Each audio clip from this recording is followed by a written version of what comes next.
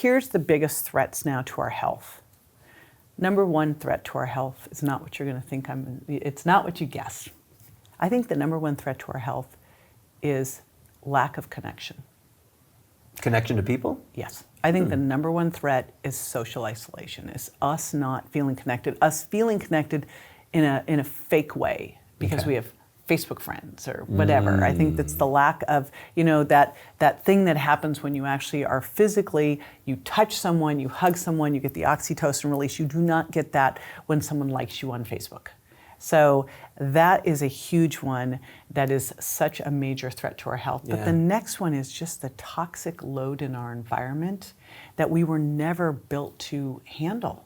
We have, what is it now, like 80,000 chemicals that are being dumped into our environment, and most of these are new. And what's the problem there is they've never been studied in combination. So they'll look at one thing and they'll overload mice with it.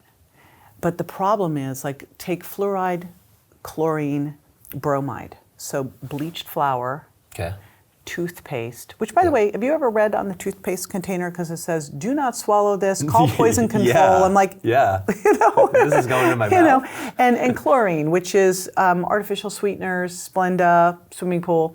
Those three together destroy you. They just will take down your thyroid. But that's just an example of all of these ones that you can just accumulate. And if you're not getting them out, and you're probably not, you're storing them in your fat. And if you're storing them in your fat, your body now starts to have hormone problems, insulin resistance. I mean, why do we have like diabetes crazy on the rise, and what's going on with cancer? All of these things to me are a toxic issue. Got it. Autoimmune, huge. How do we get these toxins out? Because that got my interest. Yes, this is a hugely important one, because what happens is we store.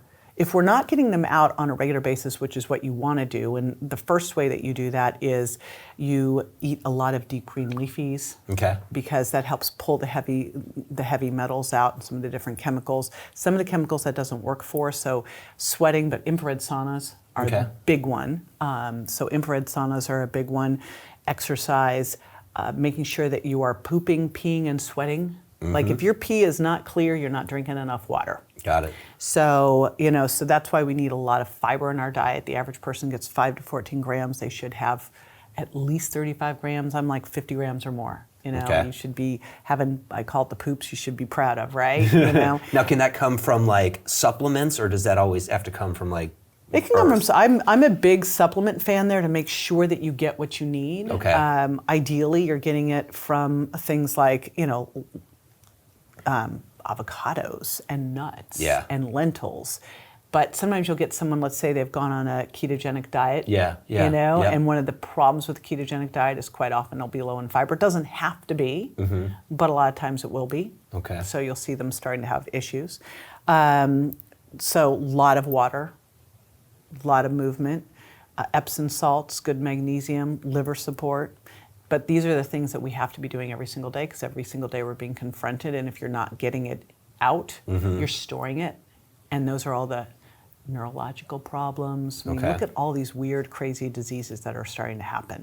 Right? I mean, they're not happening. There's something going on. And it's the change in environment. It's having all these plastics. Like, you look and go, well, just don't heat it up. I go, but it traveled here. So probably heat it up. The worst is never get water bottles, freeze them. I used to have a girlfriend, I was over at her house, and she goes, yeah, I freeze these water bottles and I send them to my kids' lunches. I'm like, you don't like your kids, do you? Like, you just absolutely got phthalates into the water doing that kind of stuff. Oh man, that is crazy.